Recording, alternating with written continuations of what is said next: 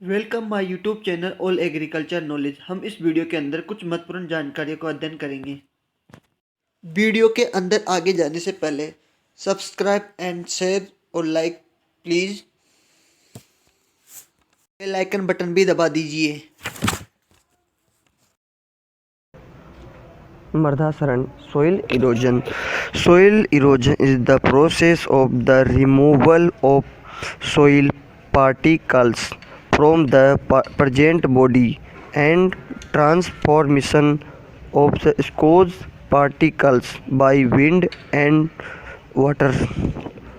भौतिक रूप से मिट्टी के कणों का अपने स्थान से हटने की क्रिया को मृदा क्षरण कहते हैं। Two types of soil erosion, naturally यानी प्राकृतिक क्षरण, आर्टिफिशियल कृत्रिम रूप त्वरित क्षरण। प्राकृतिक क्षरण वनस्पति से ढकी हुई मृदा के प्राकृतिक रूप से हवा तथा जल द्वारा लगातार और धीरे धीरे क्षरण को प्राकृतिक क्षरण कहते हैं। इससे कोई विशेष हानि नहीं होती है क्योंकि परिवर्तन में बहुत ही समय लगता है। इस क्षरण को मनुष्य द्वारा नहीं रोका जा सकता। त्वरित क्षरण, आर्टिफिशियल इरोजन, जब भूमि की वनस्पति को पशुओं द्वारा चरकर या खोदकर या जोतकर समाप्त कर दिया जाता है, जिससे भूमि वनस्पति हीन हो जाती है। ये क्षरण सर्वाधिक नुकसानदायक होता है परंतु मनुष्यों द्वारा रोका जा सकता है। मृदा क्षरण के कारक जल तथा वायु द्वारा होता है। वायु द्वारा क्षरण यानी विंड इरोजन, ये क्षरण शुष्क एवं अर्ध शुष्क क्षेत्रों, व्यर्थ या बंजर भूमि जो मुख्यतः वनस्पति विहीन है, उन मृदाओं में सर्वाधिक होता है।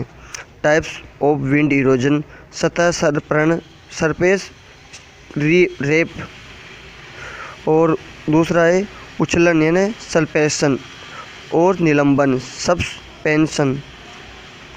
तो सतह संपीड़न में क्या होता है, कणों का व्यास 0.5 mm से अधिक होता है तो भूमि की सतह पर रेंगकर या एक स्थान से दूसरे स्थान पर स्थानांतरित हो जाते हैं।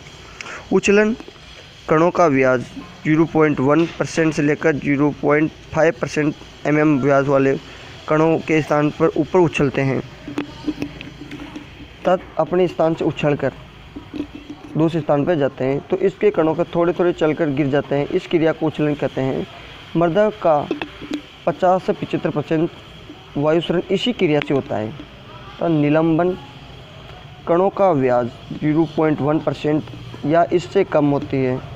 ये हवा के द्वारा वातावरण में उड़ते रहते हैं जो हजारों किलोमीटर तक स्थानांतरित हो जाते हैं। इस क्रिया के द्वारा कुल वायु क्षरण 3 से 4% होता है। जल द्वारा मृदा का क्षरण, जैसे विच्छा क्षरण, परत क्षरण और रील क्षरण और अवनालिका क्षरण। विच्छा क्षरण क्या, मृदा क्षरण की प्रारंभिक अवस्था है। ये क्षरण वर्षा की बूंदों के आकार या गहनता या त्वरितता से होता है। परत क्षरण यानी सीट इरोजन, जल क्षरण की दूसरी अवस्था है।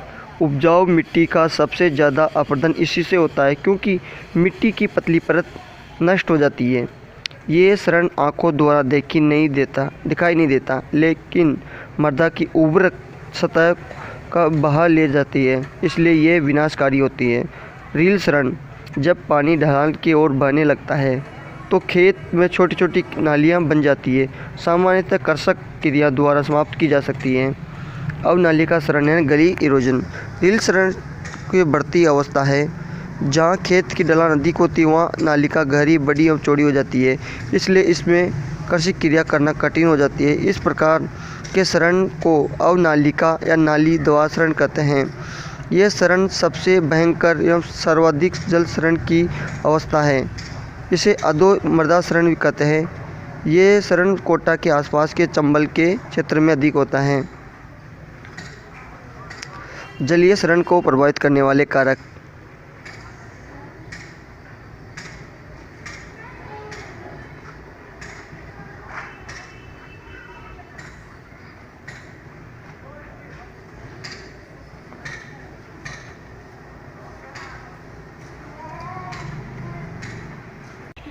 जलीय शरण को प्रभावित करने वाले कारक।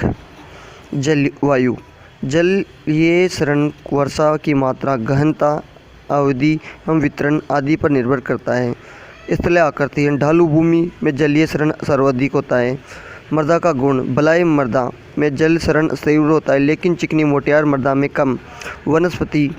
जहाँ वनस्पति कम होगी वहाँ पर शरण ज़्यादा होगा। मानवीय कारक। जैसे मनुष्य द्वारा खेती की सही ढंग से न अपनाने से भी मृदा शरण अधिक होता है। और जल शरण से हानियाँ। वर्षा जल की हानि, उपजाऊ मृदा की हानि, कृषक क्रिया प्रभावित होना, पोषक तत्वों की हानि, NPK का संतुलन बिगड़ना। मृदा शरण यानी सॉइल कंजर्वेशन। तो मृदा शरण को काटने एवं बहने को रोकना मृदा शरण कहलाता है। डॉक्टर HS वार्नर के अनुसार मृदा का ऐसा नियोजित उपयोग जिससे मृदा की उर्वरा शक्ति का ह्रास न्यूनतम अथवा बिल्कुल ना हो या मृदा संरक्षण कहलाते हैं। तो मृदा कटाव को रोकने की विधियाँ कौन सी? यांत्रिक विधियाँ और कृषि विधियाँ और वनस्पतिक विधियाँ। यांत्रिक विधियाँ में आते हैं समुच्चय बांध। ढलान युक्त भूमि में समुच्चय रेखाओं का एक निश्चित अंतराल पर बांध बनाने से सतह अपवाह की गति को रोक दी जाती है, जिससे भूमि क्षरण कम हो जाता है और एकत्रित पानी फसल को लाभ होता है। दो प्रकार से बनाई जाती है, सक्रिय बांध और चौड़ी बांध। जब ढाल 3 मीटर से 64 मीटर किलोमीटर प्रति हो तो मृदा को समतल करना है। परक्रम बांध यानी ग्रेडेड बाइंडिंग। इसका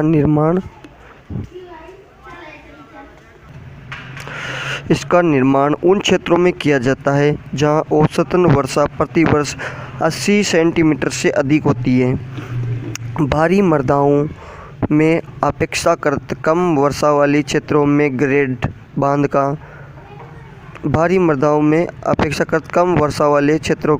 बांध का निर्माण किया जा सकता है। इस प्रकार की इस बांध का मुख्य कार्य जल निकास का है। अधोभूमि की गहरी जुताई। सबसॉइलर की सहायता से भूमि की कठोर परत को तोड़कर 30 सेंटीमीटर गहरी जुताई करना। ब्रॉड बेड एंड फ्रो ने ब्रॉड बेड फ्रो का ये विधि गहरी मृदाओं या दलदली मृदाओं के लिए उपयुक्त होती है। काली मिट्टी में वर्षा के जल को प्रबंधन हेतु किया जाता है, जहां मानसून के समय से जल निकास समय से होते हैं। मेड़बंदी करना। जब मृदा का ढलान 3 मीटर प्रति किलोमीटर से कम हो। केरी या थाला बनाना। बेसिन लिस्टर यंत्र की सहायता से कंटूर के समानांतर थलों का निर्माण करते हैं जो जल के बहाव को कम कर देते हैं। कंटूर खाई बनाना। 60 सेंटीमीटर चौड़ी तथा 30 सेंटीमीटर गहरी तथा उपयुक्त लंबाई से खाइयों उचित अंतराल पर खोद देते हैं तथा इन खाइयों में पेड़ों की रुपाई कर देते हैं। बेच ट्रेंच में ये विधि गहरी मृदाओं के लिए उपयुक्त होती है। ये विधि मानसून से दलदली मृदाओं के उपयुक्त होती है। सीढ़ीनुमा खेती। सीढ़ीनुमा खेती 16 से 33% ढलान युक्त क्षेत्रों में होते हैं और पहाड़ी व असमतल क्षेत्रों में कृषि कार्य करने के लिए बेंच उत्तल का निर्माण आवश्यक है। जिंक खेती 3 से 10 ढलान युक्त क्षेत्रों में अपनाई जाती है। मध्यम से अधिक वर्षा वाले क्षेत्रों में मध्यम से गहरी मृदा में इसका निर्माण किया जाता है। इसमें ऊपरी क्षेत्रों में अपवाह को एकत्र कर निचली क्षेत्रों में फसल उत्पादन प्रयुक्त किया जाता है। कर्षण क्रियाएं। जैविक खादों का प्रयोग। गोबर की खाद, हरी खाद, वर्मी कंपोस्ट। ढलान के विपरीत जुताई करना। फसल चक्र अपनाना। इसमें मूंग, उड़द, लोबिया, मूंगफली आदि फसलें रखनी चाहिए क्योंकि ये खेत को ढकती है। पट्टियों में फसल बोना। सीधी बढ़ने वाली फसलें जैसे ज्वार, मक्का, बाजरा के साथ फैलकर बढ़ने वाली फसलें जैसे मूंग, उड़द, मूंगफली की पट्टियों में बोना चाहिए। मल्चिंग पर छेदन कृषि, खेत को घास या पौधों के डंठल या लकड़ी का बुरादा या पॉलीथीन शीट या मिट्टी इत्यादि द्वारा ढककर या मल्चिंग कहलाती है, जिससे मृदा का कटाव कम हो। अर्थात खेत के घास या पेड़ की डंठल या लकड़ी का बुरादा, पॉलीथीन शीट और मिट्टी इत्यादि के द्वारा ढक्कन मल्च कहलाते हैं, जिससे मृदा का कटाव कम हो जाता है। आवरण सस्यन कवर क्रॉप, इसका उद्देश्य यही है कि जब खेत खाली हो उसमें फसल लगाकर वनस्पति को आच्छादित रखा जा सके, ताकि भूमि को न्यूनतम ह्रास हो। उचित जल निकास और सिंचाई प्रबंधक और मिश्रित फसल बोना, जैसे मूंग प्लस मक्का। वनस्पति विधि, वृक्ष रोपण लगाने और घासें लगाना, जैसे फसल प्लस घास के साथ लगाने को ले फार्मिंग कहते हैं। मुख्य घास जैसे ब्लू पैनिक, अंजन घास, धूप घास, नेपियर घास, पेरा घास आदि उगाते हैं। पशुओं की चराई बंद कर देनी चाहिए।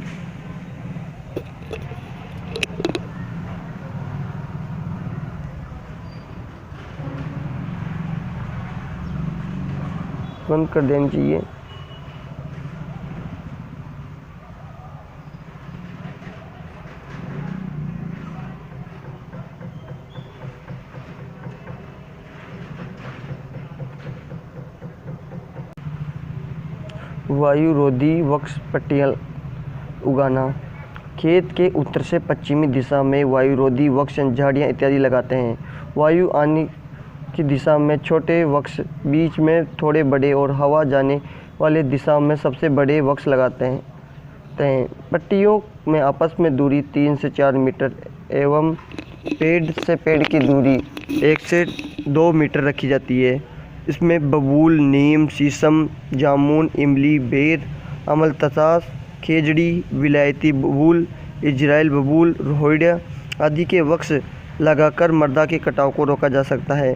मिट्टी के टीलों में आच्छादित रखना, कीप, जड़बेरी, बुई आदि झड़ियों को उपयोग में बनाई गई है।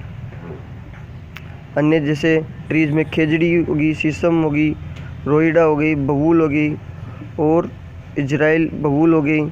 झाड़ियाँ कीप हो गई, फोग हो गई, अरंडी हो गई, जड़बेरी हो गई, न्यूट्रेंस हो गई। घासें में जैसे सेवन घास हो गई, अंजन घास हो गई। जल अपर्दन को बचाव के लिए मेड़ बनाकर भूमि परीक्षण यानी जुताई करके समुचित खेती यानी कंटूर फार्मिंग, पलवार मल्चिंग करना, घास की रोपण विधि द्वारा और भूमि को खाली नहीं छोड़ देना। वायु को अपर्दन को बचाओ, विलायती बबूल आदि जैसे पेड़ लगाकर ढाल के विपरीत खेती करना, वायु रोधी वृक्ष लगाना, मल्च वृक्ष लगाना, हरी खाद वाली फसलें बोना, भूमि को खाली नहीं छोड़ना, गहरी अवनालिका 9 मीटर